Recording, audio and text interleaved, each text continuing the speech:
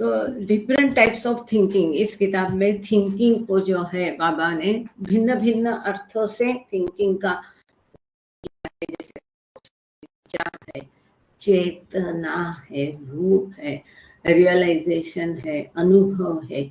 इसकी जो स्लाइड है ये देके रखी है ग्रुप में भी, हमने पिछले बार उसको देखा था। आज इसमें इस सीरीज में ही, प्रकरण में ही ये टॉपिक है कि इसका हेडिंग है डिफरेंट टाइप्स ऑफ थिंकिंग। ये कौन से है, किस प्रकार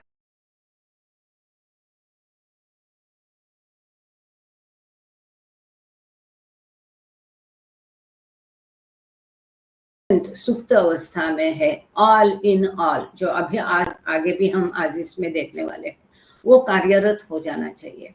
मन का खेल शुरू होना चाहिए कि उसने स्वयं को पूछना चाहिए को हम, तब ये सारी प्रक्रिया शुरू होगी। तो यहाँ इस किताब में बाबा ने इसको एक अलग अर्थ से, अलग तरीके से इसको रखा है। सुंदर है कि ये प्री कंडीशन है मन का, थिंकिंग का कार्यरत होना। That is infinite intelligence must think. Infinite intelligence मतलब अनंत बुद्धि, मतलब ईश्वर। उसे सोचना ही पड़ेगा, जगना ही पड़ेगा, उसमें हलचल निर्माण ही होगी। उसने स्वयं को पूछना ही पड़ेगा कि मैं कौन हूं। उसका मन कार्यरत होके तब उसको मैं कौन हूं का उत्तर, कोहम का उत्तर सोहम मिलेगा। However, before moksha can occur, natural evolution with its round of 84 lakh species, 84 lakh chakra, and unnatural evolution with its rounds of births and deaths, janam maran no feru, in the course of reincarnation must cease to exist for it. ये pre condition है कि thinking होना चाहिए, ये एक शर्त हो गई है।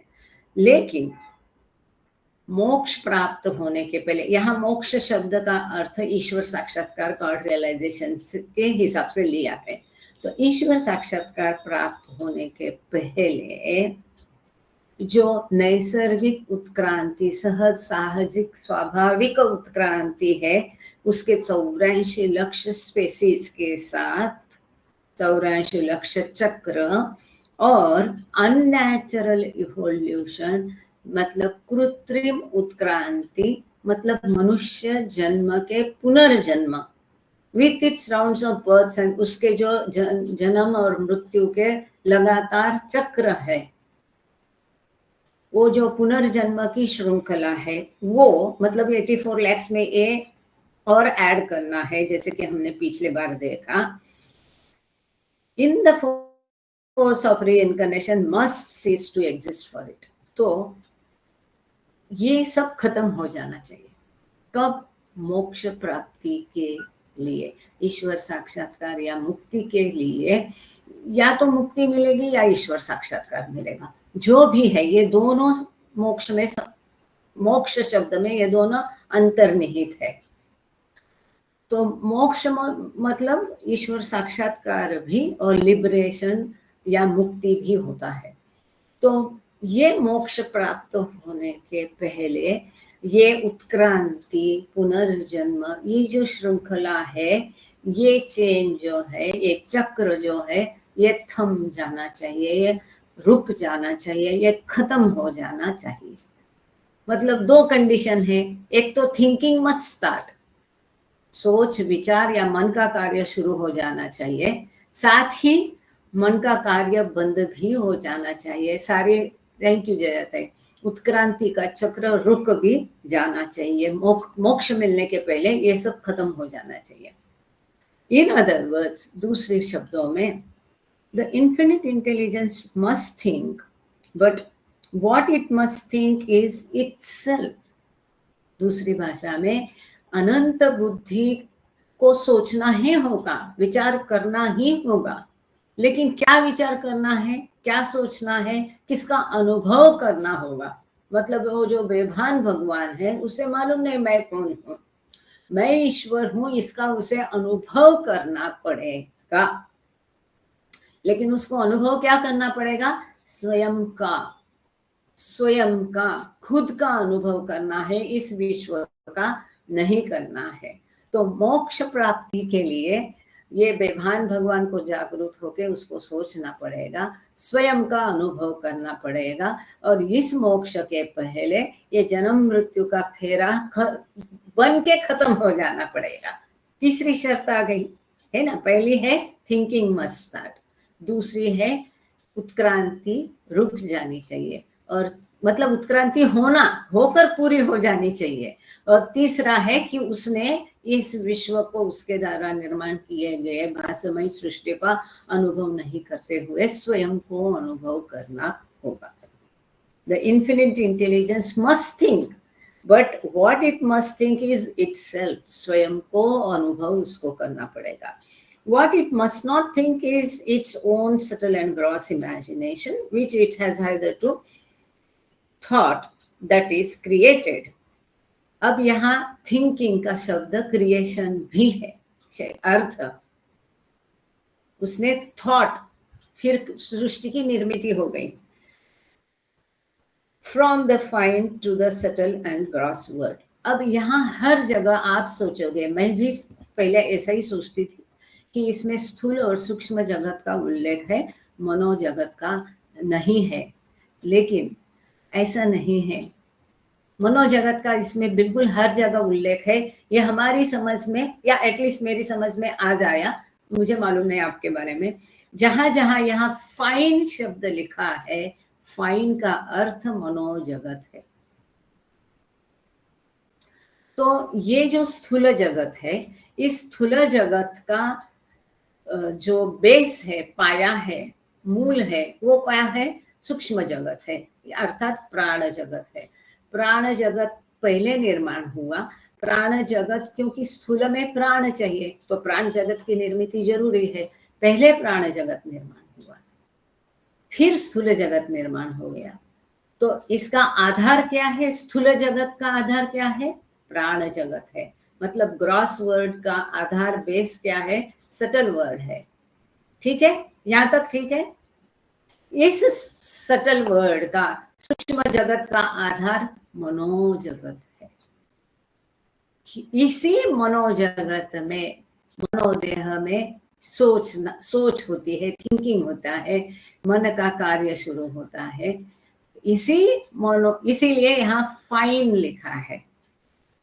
What it must not think, वो एक तो उसको सोचना पड़ेगा, ये उत्क्रांति का चक्कर पूरा करना पड़ेगा, लेकिन वो बंद होना चाहिए मोक्ष के पहले। उसको अपने बारे में सोचना है, ना ही कि उसके द्वारा निर्मित इस काल्पनिक सृष्टि को उसको सोचना नहीं है।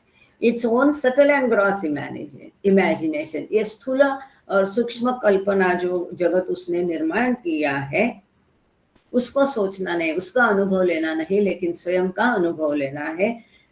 which it has hitherto thought, ये उसकी सोचने से, उसके द्वारा, उसकी सोच द्वारा निर्मित है। created from the fine, उसके मन के द्वारा ये निर्माण किया गया है स्थूल और सूक्ष्म जगत। Is that clear? अरे नहीं है तो बोलिए, नहीं है तो फिर आगे जाएंगे, रिपीट करेंगे। वैसा ये टॉपिक बहुत सिंपल है, साधारण है, सादा है, आप सबको पता है। और मेहर प्रसाद जो ऐसा करता है, उससे आप विचलित नहीं होना। आप ये नहीं सोचना रहे उसको समझा, मुझे क्यों नहीं। ये 4 बार पढ़ता है यहाँ जुड़ने के पहले, और ऐसा ही होना है तो आपको भी काफी फायदा होगा। At this juncture, the following 2 distinct aspects of thinking of infinite intelligence should be carefully noted. इस समय पर अनंत बुद्धि के 2 पहलू हमको ध्यान से उस पर विचार करना पड़ेगा। वो 2 पहलू कौन से हैं? अनंत बुद्धि के 2 पहलू है। वो 2 पहलू कौन से? एक है the thinking that creates or produces the imagination in subtle and gross form. वह thinking, वो सोच वो विचार, वो मन जिसके द्वारा कल्पना की जाती है और इस कल्पना के द्वारा निर्मिति होती है, इसलिए वो सोच जो निर्माण करती है, निर्मिति है, जो क्रिएट करती है, प्रोड्यूस करती है, कल्पना के द्वारा सूक्ष्म और स्थूल जगत। मतलब अंततः स्थूल और सूक्ष्म जगत का बेस क्या है, आधार क्या है, पाया क्या है, फाउंडेशन क्या है? मनोजगत है। ये क्लियर हो गया। स्थूल का आधार है प्राण जगत या सूक्ष्म जगत, क्योंकि प्राण के बिना स्थूल जगत अस्तित्व में रहेगा क्या? नहीं। अब ये सूक्ष्म का आधार है मनोजगत, क्योंकि मन में विचार निर्माण होते हैं, मन में संस्कार निर्माण होते हैं, मन में वो स्टोर किए जाते हैं, मनोदेह। इसीलिए इस मनोदेह को कारण देह कहा है, क्योंकि यही कारण है ये जन्म जन्म का, पुनर्जन्म का। ये सब उत्क्रांति के चक्र का कारण क्या है? मन है। इसीलिए मन को कारण देह कहा है। तो ये सूक्ष्म का आधार मन है। और दूसरा पहलू अनंत बुद्धि का दो पहलू है। एक तो निर्माता के रूप में है, निर्मिति किया उसने। दूसरा पहलू है the thinking that realises the subtle and gross imagination that it has created और प्रोड्यूस्ड। वह सोच कि जिसके द्वारा यह स्थूल कल्पना निर्माण की है, प्रोड्यूस की है, निर्मित की है, इसका अनुभव लेना, उसको, उसका बोध करना, उसको रियलाइज करना। मतलब यहाँ जो ईश्वर है, अनंत बुद्धि है, उसके दो पहलू है, दो कार्य है। एक तो निर्मित करना और जो निर्माण किया है उसका अनुभव लेना। अब ये जो दूसरा इसका पहलू है, थिंकिंग दैट रियलाइजेस, वह अनंत बुद्धि जो अनुभव करती है, एक्सपीरियंस करती है। पहले तो उसका पहलू कौन सा है? निर्माता का, मतलब प्रकट होता है वो। ईश्वर स्वयं अपनी निर्मित द्वारा स्वयं प्रकट होता है विविध रूपों में। ठीक है। अब उन रूपों के द्वारा वही ईश्वर उसके द्वारा निर्मित की गई सृष्टि को अनुभव करता है।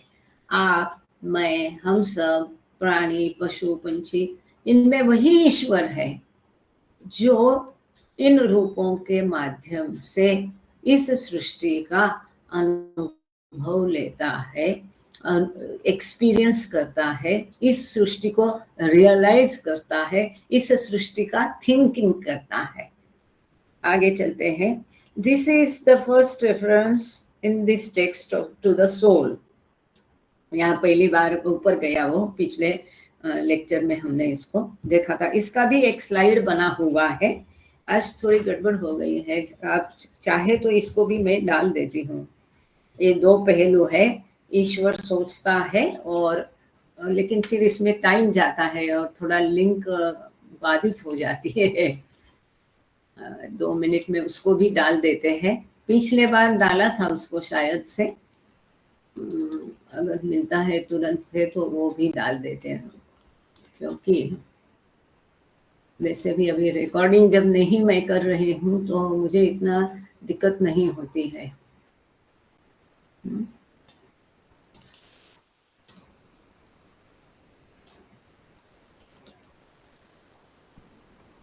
वो स्लाइड मैं ढूंढ रही हूँ।